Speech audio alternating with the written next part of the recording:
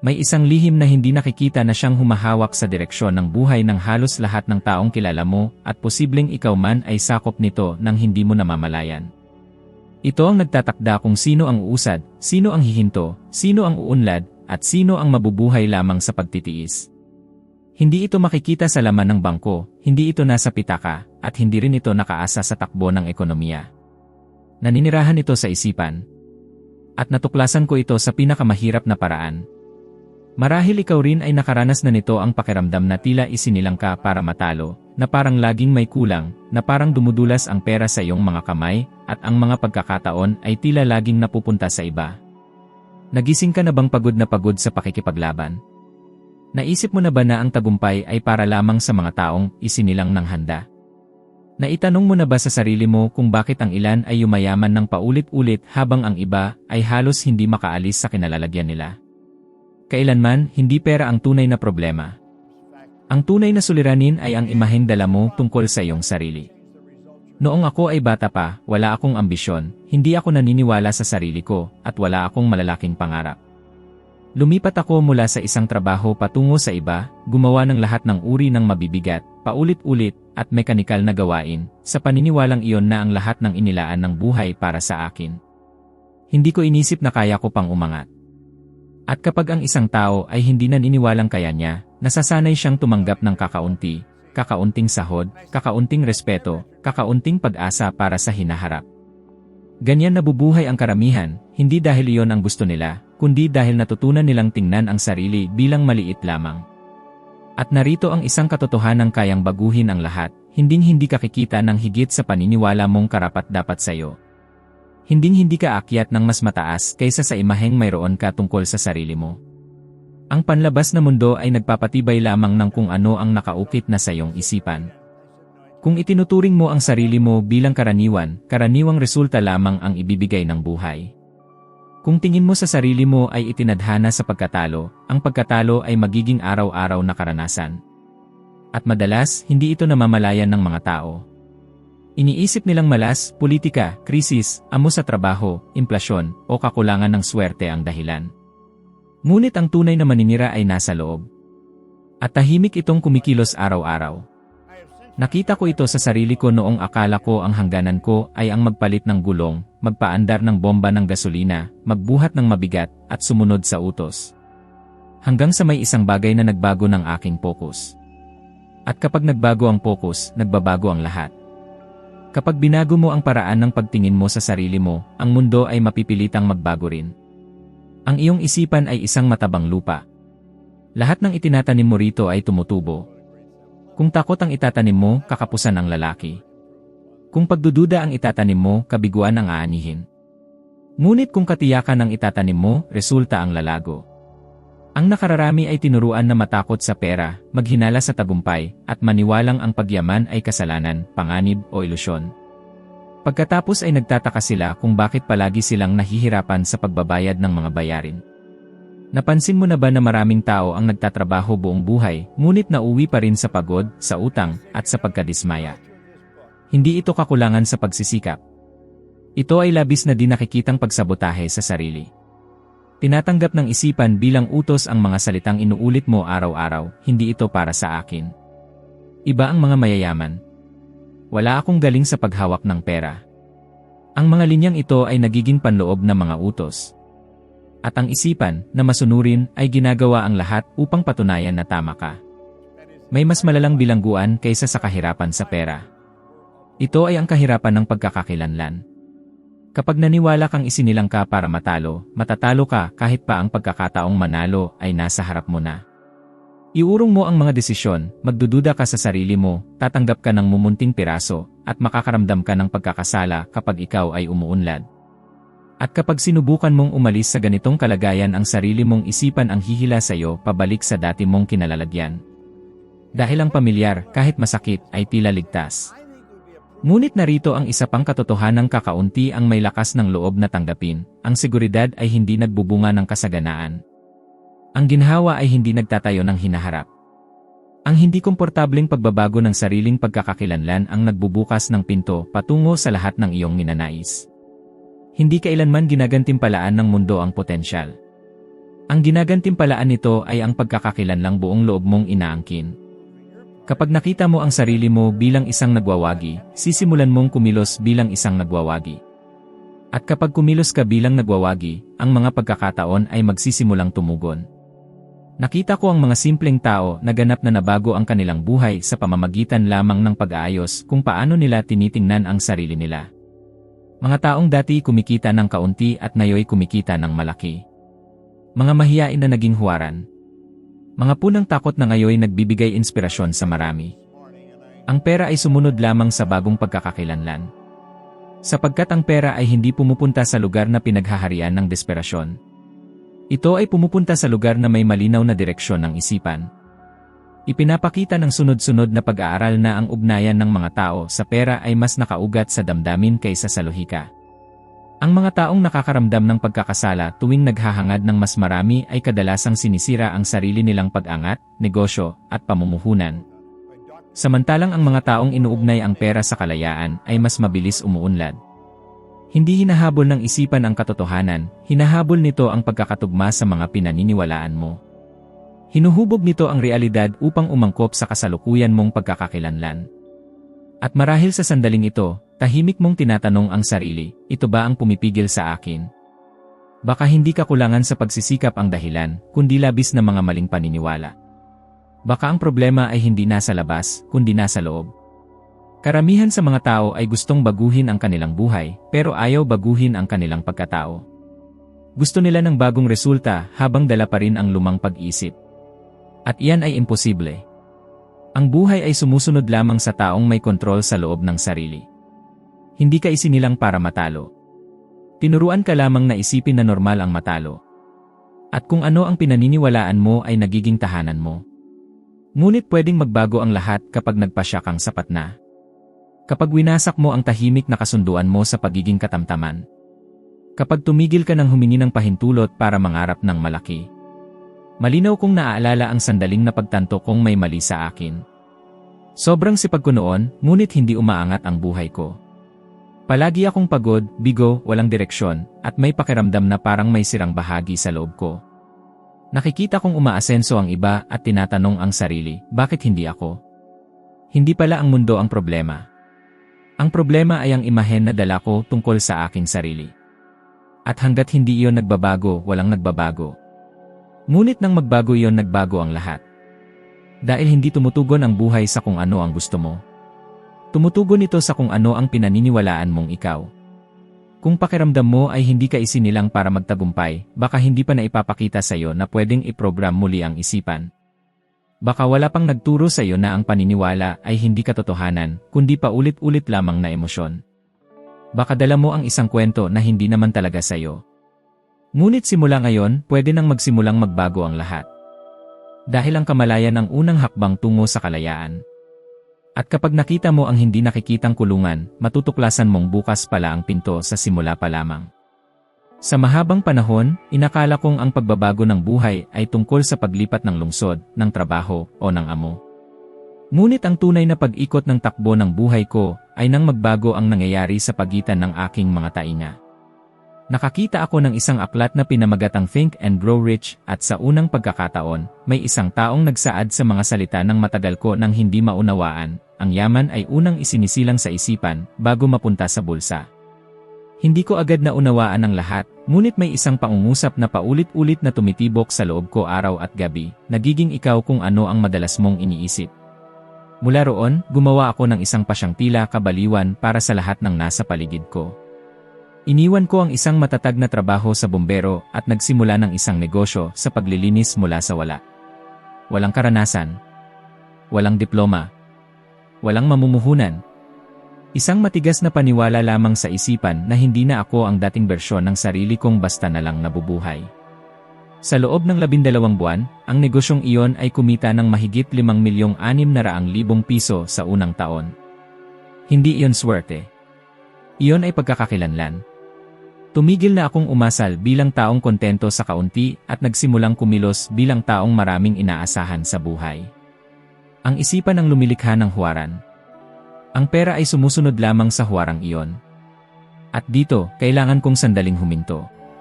Kung ang lahat ng ito na naririnig mo ay may saysay na sa ngayon, kung may gumigising na damdamin sa loob mo, pindutin mo ang like at mag-subscribe sa channel. Ang simpleng kilos na ito ang tumutulong para maabot ng mensaheng ito ang mas maraming taong kailangan ding makalaya mula sa kulungang mental na kinalalagyan nila. Pinananatili nitong buhay, libre, at abot kamay ang gawaing ito para sa mga taong hindi pa alam na kailangan nila ito. Ang isang simpleng pag-click ay maaaring magbago ng mas maraming buhay kaysa sa inaakala mo. Ngayon, pakinggan mo ito, ang karamihan sa mga tao ay hindi nabibigo dahil sa kakulangan ng talino, talento, o pagsisikap. Nabibigo sila dahil sa imaheng dala nila tungkol sa sarili nila. Pumapasok sila sa isang interview na nakikita na ang sarili bilang maliit. Nagsisimula sila ng negosyo na iniisip ng babagsak ito. Namumuhunan sila habang nanginginig sa takot na mawala ang lahat. At ang kinatatakutan mo ng buong lakas, iyan ang madalas mong naakit. Ang takot ay isang makapangyarihang pang-akit. Ganoon din ang katiyakan. Hindi ipinagkakaiba ng isipan ang iniisip lamang sa tunay kapag may kasamang matinding damdamin. Dahil dito, ang direksyon ng buhay mo ay palaging susunod sa anyo ng isipan na araw-araw mong pinatitibay. Ang mga taong paulit-ulit na inuulit sa isip ang tagumpay ay kadalasang mas mahusay kumilos kapag sila ay nasa ilalim ng matinding pressure. Ipinapakita ng mga pag-aaral tungkol sa visualization na halos pareho ang mga bahagi ng utak na gumagana kapag malinaw mong iniisip ang isang kilos at kapag isinasagawa mo ito sa totoong buhay. Sa madaling salita, ang taong nananalo sa loob ng kanyang isipan ay mas malaki ang tsansang manalo rin sa labas. Nasaksihan ko na ito sa mga kilalang personalidad na alam ng halos lahat. Si Jim Carrey, halimbawa, ay isang kabataang halos walang pera, nakatira pa sa loob ng sasakyan kasama ang kanyang pamilya. Ngunit kahit ganoon ay nagsulat siya para sa sarili ng isang simbolikong tseke na may halagang katumbas ng tinatayang 560 milyong piso para sa pagganap sa isang pelikula, maraming taon bago pa ito mangyari. Hindi lang siya basta nangarap, sinanay niya ang kanyang isip na tanggapin na posible ang ganoong resulta. At nang dumating ang pagkakataon, handa siya sa loob mismo ng kanyang pagkatao. Sa kabilang banda, nakita ko rin ang kabaligtaran. Si Mike Tyson ay kumita ng napakalalaking kayamanan, ngunit hindi kailanman nakabuo ng identidad na kayang sumuporta at magpanatili ng ganoon. Walang kontrol sa emosyon, walang pangmatagalang pananaw, walang pagkakahanay ng loob at labas, kaya ang pera ay dumating na parang malakas na bagyo at umalis na parang naggangalit na apoy. Ang pera ay nananatili lamang kung may matibay na pundasyong pangkaisipan na paglalagyan nito. Marahil ngayon ay itinatanong mo sa sarili mo, ibig bang sabihin nito ay sapat na ang mag-isip ng positibo? Hindi. Ang positibong pag-isip na hindi sinasabayan ng pagbabago sa identidad ay isa lamang ilusyon. Ang pag-isip ay kailangang maging ugali. Ang ugali ay kailangang maging kilos. At ang kilos na paulit-ulit ay nagiging kapalaran. Ang pumipigil sa karamihan ay hindi kakulangan ng kaalaman kundi ang labis na dating pagkakondisyon. Ikaw ay naturuan na matakot magkamali, humanap ng pahintulot ng iba, ihambing ang sarili, at pakiramdamang hindi ka sapat. At habang patuloy kang kumikilos para lang patunayan ang sarili mo sa iba, hindi ka kailanman makapagtatayo ng matibay na bagay para sa sarili mo. Nagsisimula ang kalayaan sa sandaling huminto ka sa pamumuhay para lang magkasya sa inaasahan ng iba. Hayaan mong hamunin kita ngayon ng isang simpleng pagsubok, dahil ang tunay na pagbabago ay nangyayari lamang kapag isinasabuhay mo ito araw-araw. Sa loob ng 7 sunod-sunod na araw, 7 araw lamang, obserbahan mo ang lahat ng sinasabi mo tungkol sa pera, sa tagumpay, at tungkol sa iyong sarili. Sa tuwing maililitaw na isip ng kakulangan, kawalan ng kakayahan, o takot, palitan mo agad ito ng kabaligtarang utos sa iyong isipan. Kapag pumasok ang hindi ko kaya, palitan mo ng natututo ako. Kapag pumasok ang hindi ito para sa akin, palitan mo ng si pinaghahandaan ko ito. Sa umpisa, parang pilit. Sa simula, nakakailang. Ngunit ganyan nagsisimula ang bawat uri ng muling pagprograma. Walang sinumang tunay na nagbabago mula sa loob palabas nang hindi muna nagtataka sa sarili niyang pagbabago. Ang pinakamalaking kasinungalingang itinuro sa atin ay may mga taong isinilang para manalo at may mga isinilang para matalo. Iyan ay hindi dahil sa lahi o dugo. Iyan ay dahil sa programa. At ang kahit anong naiprograma ay maaari ring baguhin ang pagkakaprograma. Hindi ka sira. Ikaw ay nakondisyon lamang. At ang pagkakondisyon ay hindi habambuhay na sentensya. Isa lamang itong panimulang punto na maaaring baguhin. Kapag binago mo ang paraan ng pagtingin mo sa sarili mo, nagbabago ang uri ng mga desisyong ginagawa mo. Kapag nagbago ang iyong mga desisyon, nagbabago ang iyong araw-araw na gawain. Kapag nagbago ang iyong gawain, nagbabago ang iyong mga resulta. At kapag nagbago ang iyong mga resulta, nagsisimula ring magbago ang pakikitungo ng mundo sa iyo. Hindi dahil sa mahika, kundi dahil sa pagkakatugma. Hindi mo kailangan ng walang hanggang motibasyon. Ang kailangan mo ay malinaw na direksyon sa isipan. Ang motibasyon ay dumarating at umaalis. Ang identidad ay nananatili. At kapag nagbago ang iyong identidad, kasabay na nagbabago ang iyong pamantayan ng pamumuhay, nang walang pilitang paghila sa sarili, nang walang pakiramdam na palagi kang gumagapang, nang hindi namamalimos ng mga pagkakataon. Ang mga pagkakataon mismo ang magsisimulang lumapit sa iyo, dahil sa wakas ay tumutugma ka na sa kanila. Marahil ngayon ang araw na mauunawaan mo na hindi kailanman kakulangan sa pagkakataon ang naging problema. Labis na takot ang naging hadlang. Hindi kailanman kakulangan sa kakayahan. Labis na pagdududa ang umiral. At mula sa sandaling maunawaan mo ito, hindi ka na ang parehong taong pumasok sa video na ito. Sapagkat ang isipan ay bumabalik lamang sa dating sukat kapag ang tao mismo ang tumatangging lumago. May isang hindi nakikitang punto kung saan halos lahat ay sumusuko, at ito ay hindi kapag nauubos ang pera, kundi kapag ang dating identidad ay nagsisimulang bumangga sa bagong ikaw. Ito ang sandaling nagsisimula kang kumilos ng iba, mag-isip ng iba, mangarap ng iba, at ang paligid mo ay pilit kang hinihila pabalik. Tumatawa ang mga kaibigan, nagdududa ang pamilya, at maging ang sariling isip ay sinusubukang makipagkasundo para bumalik sa dating gawi. Naranasan mo na ba ito? May sinubukan ka na bang baguhin na mahalaga sa buhay mo, at bigla na lang parang mas lalo pang humirap ang lahat sa halip na gumaan? Hindi ito malas. Isa itong banggaan sa pagitan ng kung sino ka sinanay na maging at kung sino ang pinili mong maging. Bawat tunay na pagbabago ay nagsisimula sa banggaan sa loob. At maraming tao ang umatras mismo sa bahaging iyon. Bumabalik sa nakasanayan, sa tiyak na sahod, sa mga problemang pampamilya, sa kakulangan sa damdamin na kahit masakit ay komportable na. Hindi dahil ito ang pinakamahusay, kundi dahil ito ang pamilyar. Akala ng marami ay nabibigo sila dahil kulang sila sa oportunidad, pero ang totoo, nabibigo sila dahil hindi nila kayang panindigan ang sariling desisyon ng sapat na panahon. Gusto mo ba ng isang katotohanang mahirap tanggapin? Sinusubok ng universo ang bago mong pagkakakilanlan bago ito tuluyang mapagtibay. Tinanong ka nito, talagang naniniwala ka ba rito o sinasabi mo lang? Nakikita mo ba talaga ang sarili mo bilang isang taong uunlad o pagod ka na lang bang magdusa? At dumarating ang pagsubok sa anyo ng mga pagkaantala, takot, puna, mga bayarin, mga hindi inaasahang pangyayari, at pagnanais na sumuko. Ang pumapasa sa pagsubok ay umaangat sa panibagong antas. Ang bumibigay ay bumabalik sa dating papel na ginampanan. Ipinapakita ng mga pag-aaral sa asal ng tao na likas sa utak ang ipagtanggol ang mga lumang gawi, kahit pa sila ay nakasasama, dahil ang inaasahan ay nagbibigay ng pakiramdam ng kontrol. Mas pinipili ng isip ang kilalang paghihirap kaysa sa hindi kilalang tagumpay. Kaya maraming tao ang sinisiraan ang sariling pag-angat, mas mabuting mga relasyon, at mga pagkakataong kumita ng higit. Hindi dahil ayaw nilang umunlad, kundi dahil ang pag-unlad ay nangangahulugang iwan ang dating sarili. At masakit iwan ang isang pagkakakilanlan. Masakit dahil nagpaalam ka sa mga lumang bersyon mo, sa mga dahilan na dati kang pinoprotektahan, sa mga kwentong nagbibigay katwiran sa iyong mga hangganan. Ngunit sa mismong sakit na yon nagaganap ang paglawak ng iyong buhay. Ngayon, pagmasdan mo ang isang simpleng bagay sa sarili mong karanasan. Saang bahagi ng buhay ka pinakanatatakot umusad? Sa pera ba? Sa relasyon? Sa paglalantad ng sarili? Sa malalaking desisyon? Doon mismo naninirahan ang susunod mong bersyon. Hindi kailanman lumilitaw ang takot sa lugar na walang puwang para sa pag-unlad.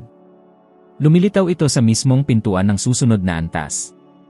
At sa tuwing iniiwasan mo ito, pinapatunayan mo sa isip mo na hindi mo kaya. Ngunit sa tuwing tinatawid mo ito, binabago mo ang panloob mong halaga. Ang tapang ay hindi kawalan ng takot. Ang tapang ay pagiging tapat sa bago mong sarili kahit nanginginig ka sa loob. Marami ang naniniwala na ang pag-unlad ay simpleng pagdami ng kinikita. Ngunit nagsisimula ang tunay na pag-unlad sa sandaling itigil mo ang pagsira sa sarili. Kapag tumigil ka sa pagpapaliban, sa pagbibigay katwiran, sa pagpapaliit sa sarili. Nagsisimula kang umunlad sa araw na magpasya kang hindi nahahayaang kontrolin ng mga minanang kwento ang direksyon ng iyong buhay. Karamihan ng mga tao ay hindi namamalayang namamana nila ang mga paniniwala ng kakulangan. Lumaki silang naririnig na mahirap ang pera, na ang mayayaman ay hindi tapat, na ang tagumpay ay may napakataas na kapalit. At lumalaki silang pilit na tapat sa mga ideyang ito, kahit kapalit nito ang kanilang mga pangarap. Ang walang malay na katapatan sa kahirapang emosyonal ay sumisira ng mas maraming kapalaran kaysa sa alinmang krisis pang-ekonomiya. Ipinakikita ng mga pananaliksik na ang mga taong may malinaw na layunin at regular na naglalarawan sa isip ng kanilang mga resulta ay may mas mataas na antas ng pagtitiyaga sa gitna ng kabiguan. Gumagana ang utak na parang isang sistema na naghahanap ng pagkakapare-pareho. Kung nakikita mo ang sarili mo bilang taong tinatapos ang sinimulan, mas magpupursige ka. Kung nakikita mo ang sarili mo bilang taong laging nabibigo, mas maaga kang sumusuko. Nagbibigay ang utak ng mga patunay upang suportahan ang kwentong pinili mong ikwento tungkol sa sarili mo. At narito ang pinakamapanganib na detalye, ginagawa niya ito ng likas na napapaniwala ka na yon na ang tinatawag mong buhay. Ngunit hindi iyon ang buhay. Isa lamang itong refleksyon ng panloob na lente na ginagamit mo. Marahil ikaw ay nasa eksaktong puntong ito ngayon. Nauunawaan mo na kailangan mong magbago, nagsimula ka ng mag-isip ng iba, sumubok ka na ng ilang hakbang ngunit hinihila ka pa rin pabalik. Mga utang na tila walang katapusan, mga taong hindi naniniwala, pagod, kawalan ng katiyakan, pakiramdam na nahuhuli ka. Lahat ng ito ay bahagi ng lumang sistema na pilit na nananatili. Ipinaglalaban nito ang sariling pag-iral. Ngunit hindi ka obligadong sumunod. Mas malawak na ngayon ang iyong kamalayan kaysa dati. At kapag lumawak ang kamalayan, nagiging hindi na matiis ang magpanggap na walang nangyayari. Kung naghahanap ka ng malinaw na palatandaan na ikaw ay nasa tamang landas, ito iyon, kakulangan sa ginhawa. Ang paglago ay hindi komportable. Ang pagbabago ay hindi komportable. Ang paglawak ng sarili ay hindi komportable. Ang ayaw makadama ng diginhawa ay pinipiling manatiling maliit. At hindi ito isang paghatol, ito ay isang tahimik na pagpiling inuulit araw-araw. Kapag tinanggap mo ang pansamantalang kirot ng pag-unlad, pinipili mo ang pangmatagalang kalayaan ng pagbabago. Kapag tinakasan mo ito, kapalit ay isang huwad na kapayapaan na naniningil ng interes sa anyo ng pagkadismaya. Hindi nag-iba ang iyong buhay dahil lamang sa pag-unawa. Nagbabago ito kapag pinili mong kumilos kahit walang katiyakan. Kahit walang papuri. Kahit walang ganap na kasiguruhan. Ang pagkakakilanlan ay hindi hinuhubog ng panandaliang emosyon. Ito ay binubuo ng paulit-ulit na mga gawa na nagpapatunay kung sino ang pinili mong maging. Ang maliliit na desisyon araw-araw ang humuhubog ng napakalalaking kapalaran sa paglipas ng panahon. Iyan ang dahilan kung bakit walang bigla ang pagbabagong nagtatagal. Ang mayroon ay araw-araw na pasya na sa kalaunan ay nagiging hindi na maiiwasan. Hindi ka nahuhuli. Nasa eksaktong punto ka kung saan maaari kang pumili kung mananatili ka o usad. Hindi tinutukoy ng nakaraan ang susunod mong hakbang, ipinapaliwanag lamang nito kung paano ka nakarating dito. Mula ngayon, ikaw na ang magsusulat. Hindi ang iyong pamilya, hindi ang iyong kapaligiran, hindi ang kasalukuyan mong sahod, hindi ang dati mong takot. Ikaw. Kapag tunay mong naunawaan ito, ang mga ilusyon ay nagiging pabigat, ang mga dahilan ay nagiging kulungan, at ang pagbabago ay nagiging panloob na obligasyon. At mula roon, hindi mo na maaaring ipagkunwari na hindi mo alam ang kailangan mong gawin. May isang tahimik na pagliko na nangyayari kapag tumigil ka sa paghingi ng pahintulot para magbago. Bago ang sandaling iyon, pilit kang umaangkop, pilit kang nagpapasaya ng iba, pilit mong pinatutunayan na karapat-dapat kang umunlad. Pagkatapos ng pagbabagong iyon, basta ka na lamang nagpapasya na umunlad. At binabago nito ang lahat. Dahil kapag ang pasya ay nagmumula sa loob, ang panlabas na mundo ay tumitigil na maging hukom at nagiging refleksyon na lamang. Ang malaking pagkakamali ng karamihan ay ang subukang baguhin ang resulta ng hindi binabago ang pattern. Gusto nilang kumita ng higit habang dala pa rin ang parehong pag-isip. Gusto nila ng respeto habang hawak pa rin ang parehong tindig. Gusto nila ng kasaganaan habang bitbit pa rin ang parehong takot. Hindi ito gumagana. Laging nanaig ang pagkakakilanlan kaysa sa intensyon. Ang kung ano ka sa loob ay laging nangingibabaw sa kung ano ang nais mo sa labas. Nasaksihan ko ito sa mga taong walang naniniwala. Mga taong walang koneksyon, walang minanang yaman, walang magarbong pananalita, walang prestihiyosong diploma. Ngunit taglay nila ang isang bihirang bagay, matatag na pa siya sa loob. At iyan ang lumilikha ng napakalalaking agwat sa pagitan ng mga taong nagsimula sa isang lugar. Hindi ito talino. Hindi ito swerte. Ito ay paninindigan sa sariling pagkakakilanlan. Kapag may nagpasya na hindi na makikipag-ayos sa limitado niyang bersyon, sinisimulan niyang putulin ang mga bisyo, kapaligiran, usapan, mga sagabal, at maging ang mga ugnayan na sumusuporta sa lumang pattern. Masakit ito, ngunit nagpapalaya. Dahil ang bawat lumang pagkakakilanlan ay sinusuportahan ng isang buong ekosistema. At kung nagbago ka sa loob ngunit nananatili ka sa parehong ekosistema, napakalaki ng posibilidad na hilahin ka pabalik. Ipinapakita ng mga pag-aaral sa pag-ugali na ang kapaligiran ay may tuwirang impluwensya sa mga desisyong pinansyal, emosyonal, at propesyonal. Ang mga taong napapaligiran ng mga individual na pesimista ay mas madalas kumita ng mas mababa sa paglipas ng panahon, mas kaunti ang naiipon, mas bihirang maglakas loob, at mas madaling magkasakit. Samantalang ang mga taong kasama ang mga individual na nakatuon sa pag-unlad ay mas madalas mag-invest sa sarili, mas nagtitiyaga, at patuloy na sumusulong kahit may pagkabigo. Natututo ang utak ng tao sa pamamagitan ng pag-uulit at paggaya. Kinokopya nito ang mga pattern ng hindi humihingi ng pahintulot. Kaya ang pagbabago ng pagkakakilanlan ay kadalasang nangangailangan ng pagbabago ng kapaligiran kahit pansamantala lamang. Hindi lahat ay magdiriwang ng iyong pag-unlad.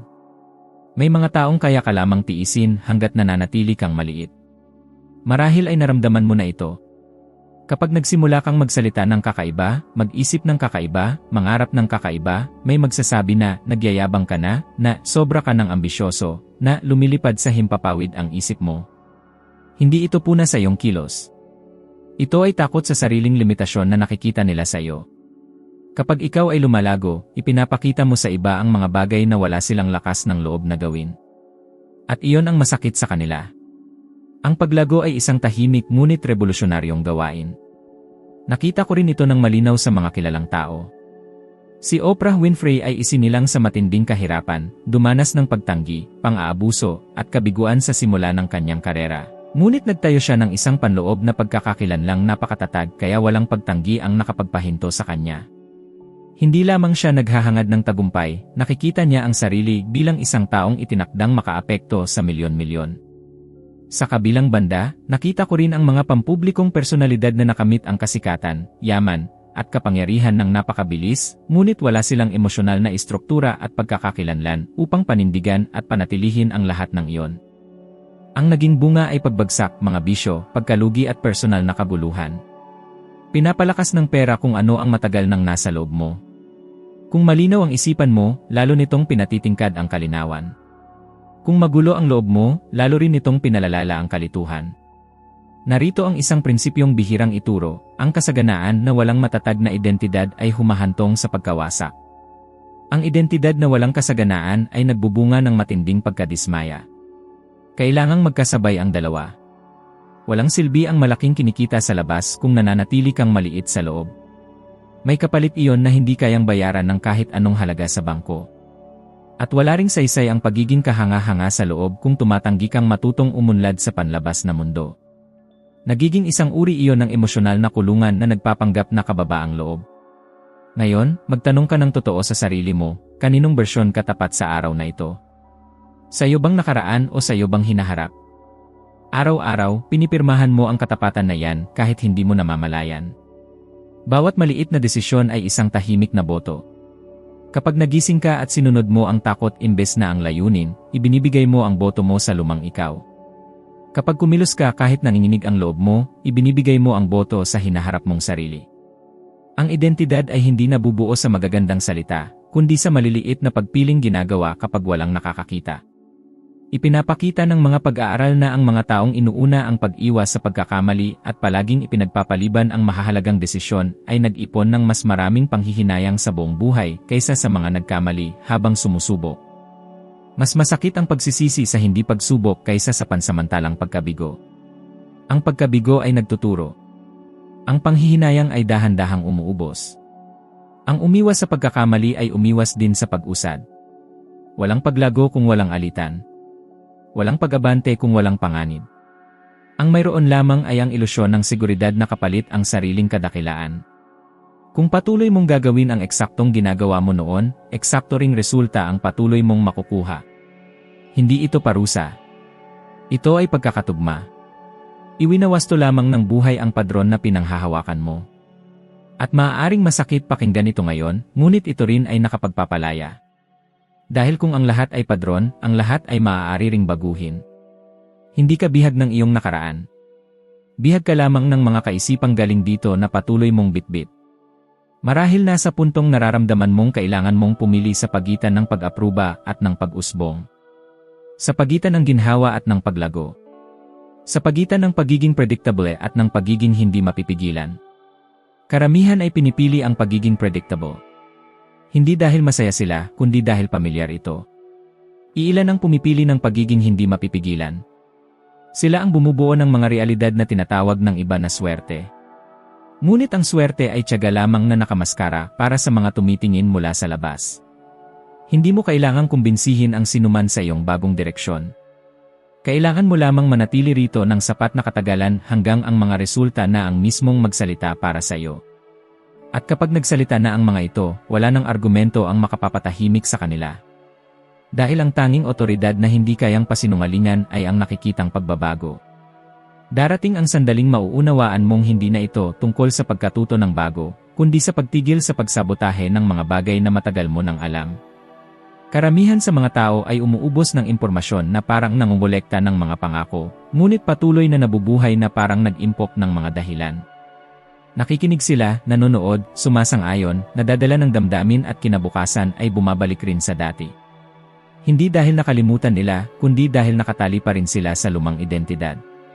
Ang tunay na pagbabago ay hindi nagaganap sa sandaling ikaw ay nakaintindi. Nagaganap ito sa sandaling mapagod ka ng magsinungaling sa sarili mo. Kapag napagtanto mong mas masakit na ang manatili sa dati kaysa ang magbago. Sa puntong iyon, nagsisimulang mawalan ng lakas ang lumamong identidad.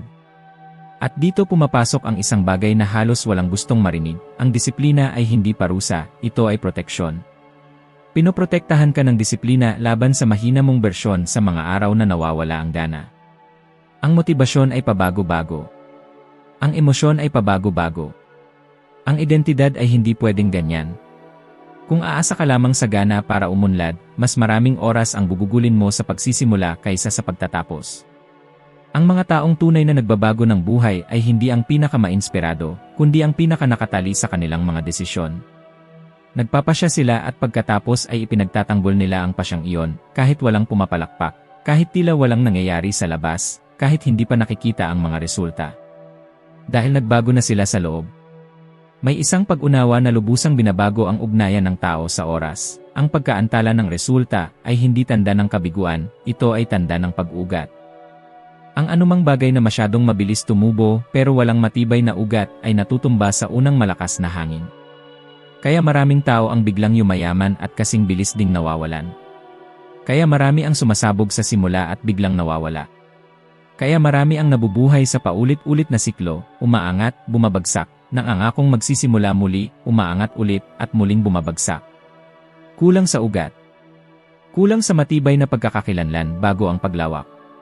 Kapag ang panloob mong pundasyon ay matatag, maaaring mabagal ang simula ng paglago, ngunit sa paglipas ng panahon, halos hindi na ito mapipigilan. Ipinapakita ng mga pag-aaral tungkol sa kaligayahan at kagalingan na ang mga taong may pakiramdam na sila ang may kontrol sa sarili nilang buhay ay mas kontento, kahit na sa isang panahon ay mas kaunti ang kanilang kinikita. Samantalang ang mga taong sinisisi ang lahat sa mga panlabas na salik ay mas balisa, mas nanghihina ang loob, at mas bigong-bigo, kahit pa mas malaki ang kanilang kinikita. Ibig sabihin, hindi pera ang nagbibigay ng tunay na seguridad. Ang nagbibigay ng seguridad ay ang malinaw na pakiramdam ng direksyon. Kapag ramdam mong ikaw ang humahawak sa direksyon ng iyong paglago, humihina ang takot. Kapag pakiramdam mo naman ay hinihila ka lang ng buhay kung saan nito gusto, nangingibabaw ang takot. At ang kaibahan ng dalawang kalagayang ito ay hindi swerte. Ito ay ang panloob na identidad na iyong pinanghahawakan. Ngayon, ituon mo ang pansin dito dahil napakahalaga nito, hinding-hindi mo kailanman mararamdaman na ikaw ay ganap na handang mabuhay bilang pinakamahusay mong bersyon. Laging may alinlangan, laging may panganib, laging may mga taong hindi intindi. Ang paghihintay ng ganap na katiyakan bago kumilos ay isang paraan ng pagpiling huwag kailanman kumilos. Ang malalaking pagbabago ay dumarating kapag ikaw ay sumusulong kahit mabilis ang tibok ng dibdib. Ang kumpiyansa ay hindi nauuna sa pagkilos. Ipinapanganak ito matapos ang unang paulit-ulit na kilos. Bawat maliit na tagumpay ay muling hinuhubog ang iyong pagkatao. Bawat maliit na paglampas sa sarili ay nagpapadala ng mensahe sa isipan, kaya ko ito. At ang mga mensaheng ito ay naiipon sa paraang hindi napapansin ng iba, ngunit lubusang binabago ang lahat sa loob. Marahil ay naghihintay ka ng isang perpektong senyales. Ngunit ang totoo, ilang beses na itong dumaan at tinawag mo lang iyong pagkakataon. Marahil ay naghihintay ka ng tulak. Ngunit ang katotohanan, ang tulak ay dumarating lamang sa mga nagsisimula ng gumalaw. Hindi tinutulak ng buhay ang mga nananatiling nakatigil. Tumutugon ito sa kilos. Kahit pa ang kilos ay mahiyaing hakbang. Kahit pa ang hakbang ay hindi perpekto. Ang kilos ay lumilikha ng direksyon. Ang direksyon ay lumilikha ng enerhiya. Ang enerhiya ay lumilikha ng mga pagkakataon. At ang mga pagkakataon ay lumilitaw lamang para sa mga nasa tamang landas, hindi para sa mga nananatiling nakapirmi. Narito ang huling hamon, simple at tuwiran, para sa mga tunay na gustong subukan ito sa gawa. Sa loob ng 30 araw lamang, kikilos ka araw-araw na para bang ikaw na ang taong nais mong maging. Hindi ito pagpapanggap sa iba, ito ay pagsasanay para sa sarili. Kung nais mong umasenso, mag-aral ka ng kaunti araw-araw. Kung nais mong kumita ng higit, pagbutihin mo ang iyong kakayahan araw-araw. Kung nais mong baguhin ang iyong buhay, gumawa ka ng isang hindi komportableng desisyon bawat araw. Isa lamang. Maliit, ngunit totoo.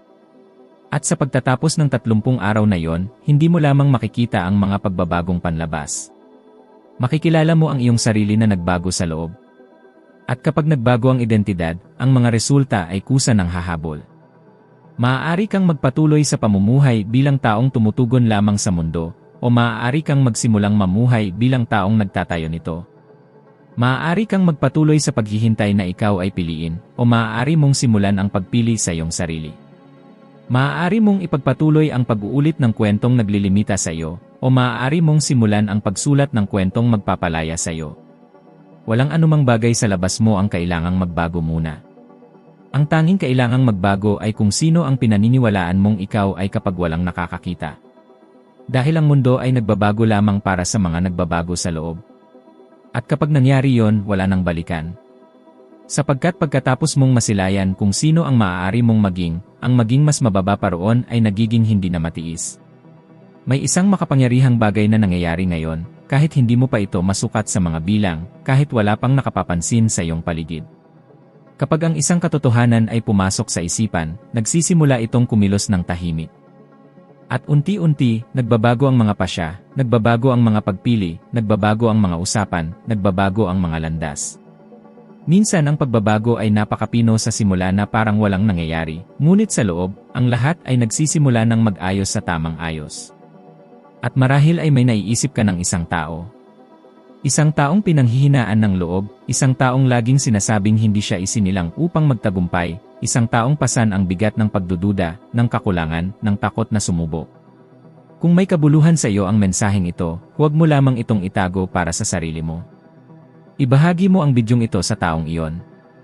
Minsan, isang mensaheng dumating sa tamang sandali ang tulak na kailangan ng isang tao upang hindi sumuko sa kanyang sarili. Dahil kapag ang isang isipan ay nagising, hindi lamang ito nagbabago ng isang buhay, nagbubukas ito ng daan para sa marami pang iba sa paligid. Sama-sama tayo at hinihintay kita sa susunod na video.